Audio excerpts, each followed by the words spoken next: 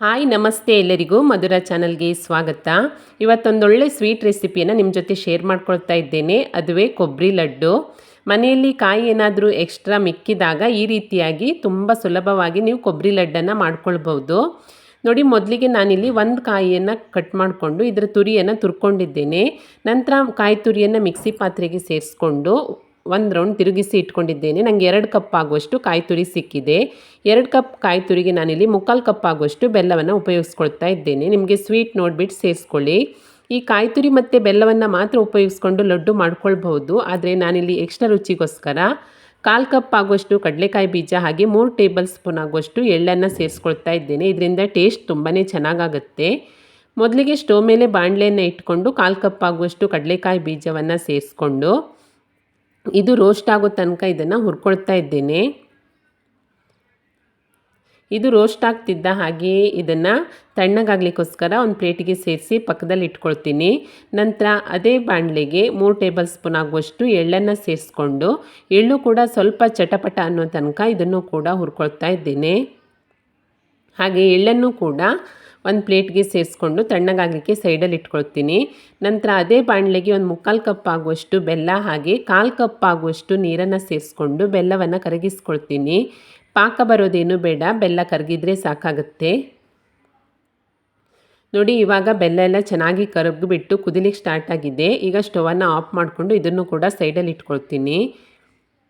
ನಂತರ ಮೊದಲೇ ಹುರಿದಿಟ್ಕೊಂಡಿರುವಂತಹ ಕಡಲೆಕಾಯಿ ಬೀಜ ಸಿಪ್ಪೆ ಎಲ್ಲ ತೆಗೆದುಬಿಟ್ಟು ಒಂದು ಮಿಕ್ಸಿ ಪಾತ್ರೆಗೆ ಸೇರಿಸ್ಕೊಳ್ತಾ ಇದ್ದೇನೆ. ಹಾಗೆ ಅದಕ್ಕೆ ಹುರಿದಿಟ್ಕೊಂಡಿರುವಂತಹ ಎಳ್ಳನ್ನು ಕೂಡ ಸೇರಿಸ್ಕೊಂಡು ತರಿತರಿಯಾಗಿ ಪೌಡ್ರ್ ಮಾಡ್ಕೊಳ್ತೀನಿ. ನುಣ್ಣಗೇನು ರುಬ್ಬೋದು ಬೇಡ. ನೋಡಿ, ಈ ರೀತಿಯಾಗಿ ತರಿ ಮಾಡಿ ಇದನ್ನು ಪಕ್ಕಕ್ಕೆ ಇಟ್ಕೊಂಡು ಇವಾಗ ಸ್ಟವ್ ಮೇಲೆ ಒಂದು ಬಾಣಲೆಯನ್ನು ಇಟ್ಕೊಂಡು 1 ಟೇಬಲ್ ಸ್ಪೂನ್ ಆಗುವಷ್ಟು ತುಪ್ಪವನ್ನು ಸೇರಿಸ್ಕೊಳ್ತಾ ಇದ್ದೇನೆ. ನಂತರ ಇದಕ್ಕೆ 2 ಕಪ್ ಆಗುವಷ್ಟು ಕಾಯಿ ತುರಿಯನ್ನು ಸೇರಿಸ್ಕೊಂಡು ಒಂದು 3 ನಿಮಿಷದ ಕಾಲ ಮಧ್ಯಮ ಉರಿಯಲ್ಲಿ ಕಾಯಿ ತುರಿಯನ್ನು ಚೆನ್ನಾಗಿ ಹುರ್ಕೊಳ್ಬೇಕು. ಈ ರೀತಿಯಾಗಿ ಚೆನ್ನಾಗಿ ಹುರ್ಕೊಳ್ಳೋದ್ರಿಂದ ನಾವು ಲಡ್ಡನ್ನು ಒಂದು 15 ದಿನದ ತನಕ ಇಟ್ಕೊಂಡು ತಿನ್ಬೋದು, ಏನೂ ಆಗಲ್ಲ. ಕಾಯಿ ತುರಿ ಎಲ್ಲ ಚೆನ್ನಾಗಿ ಫ್ರೈ ಆದ ನಂತರ ಇದಕ್ಕೆ ನಾನು ಕರಗಿಸಿ ಇಟ್ಕೊಂಡಿರುವಂತಹ ಬೆಲ್ಲದ ನೀರನ್ನು ಸೇರಿಸ್ಕೊಂಡು ಚೆನ್ನಾಗಿ ಮಿಕ್ಸ್ ಮಾಡ್ಕೊಳ್ತಾ ಇದನ್ನು ಮತ್ತೆ ಹುರ್ಕೊಳ್ಬೇಕಾಗತ್ತೆ. ಇದರಲ್ಲಿರುವ ನೀರಿನಂಶ ಎಲ್ಲ ಡ್ರೈ ಆಗಿ ಇದು ಗಟ್ಟಿಯಾಗ್ತಾ ಬರುತ್ತೆ, ಅಂಟಂಟಾಗುತ್ತೆ. ಅಲ್ಲಿ ತನಕ ನಾವು ಇದನ್ನು ಮಧ್ಯಮ ಉರಿಯಲ್ಲಿಯೇ ಹುರ್ಕೊಳ್ತಾ ಇರಬೇಕು. ಗೊತ್ತಾಗುತ್ತೆ ನೋಡಿ, ಅಂಟಂಟಾಗ್ತಾ ಬರುತ್ತೆ. ಇವಾಗ ಇದು ಗಟ್ಟಿಯಾಗ್ತಾ ಬಂದಿದೆ. ಇದಕ್ಕೆ ನಾನು ಪೌಡ್ರ್ ಮಾಡಿ ಇಟ್ಕೊಂಡಿರುವಂತಹ ಕಡಲೆಕಾಯಿ ಬೀಜ ಹಾಗೆ ಎಳ್ಳಿನ ಪೌಡ್ರನ್ನು ಸೇರಿಸ್ಕೊಂಡು ಮತ್ತೆ ಮಿಕ್ಸ್ ಮಾಡ್ಕೊಳ್ತಾ ಹುರ್ಕೊಳ್ತೀನಿ. ತುಂಬಾ ಚೆನ್ನಾಗಿರುತ್ತೆ ಈ ಕೊಬ್ಬರಿ ಲಡ್ಡು. ನಿಮ್ಮ ಮನೇಲಿ ಕಾಯಿ ಏನಾದರೂ ಮಿಕ್ಕಿದರೆ ಪೂಜೆ ಟೈಮಲ್ಲೆಲ್ಲ ಇರುತ್ತಲ್ವ, ಆವಾಗ ನೀವು ಈ ರೀತಿಯಾಗಿ ಕೊಬ್ಬರಿ ಲಡ್ಡನ್ನು ಟ್ರೈ ಮಾಡಿ ನೋಡಿ. ಇವಾಗ ಎಲ್ಲವೂ ಚೆನ್ನಾಗಿ ಮಿಕ್ಸ್ ಆಗಿದೆ, ಹಾಗೆ ಗಟ್ಟಿಯಾಗಿದೆ. ನಿಮಗೆ ಹದ ಗೊತ್ತಾಗಿಲ್ಲ ಅಂಥೇಳಿದರೆ ಈ ಸಂದರ್ಭದಲ್ಲಿ ನೋಡಿ, ಸ್ವಲ್ಪ ಈ ಮಿಶ್ರಣವನ್ನು ತೆಗೆದುಕೊಂಡು ಈ ರೀತಿಯಾಗಿ ಅಂಗೈಯಲ್ಲಿ ಹೊರಳಾಡಿಸಿದರೆ ಅದು ಉಂಡೆ ಥರ ಆಗಿದ್ದರೆ ಹದ ಕರೆಕ್ಟಾಗಿದೆ ಅಂತ ಅರ್ಥ. ನೋಡಿ, ಈ ರೀತಿ ಆಗಬೇಕು. ಹೀಗಿದ್ದರೆ ಹದ ಕರೆಕ್ಟಾಗಿದೆ ಅಂತ ಅರ್ಥ. ಇವಾಗ ಪೂರ್ತಿಯಾಗಿ ಎಲ್ಲ ಗಟ್ಟಿಯಾಗಿರೋದ್ರಿಂದ ನಾನು ಸ್ಟವನ್ನು ಆಫ್ ಮಾಡಿಕೊಂಡು ಒಂದು 10 ನಿಮಿಷ ಇದನ್ನು ಸೈಡಲ್ಲಿ ಇಟ್ಕೊಳ್ತೀನಿ. ತುಂಬಾ ಬಿಸಿಯಾಗಿರುತ್ತೆ ಅದಕ್ಕೋಸ್ಕರ.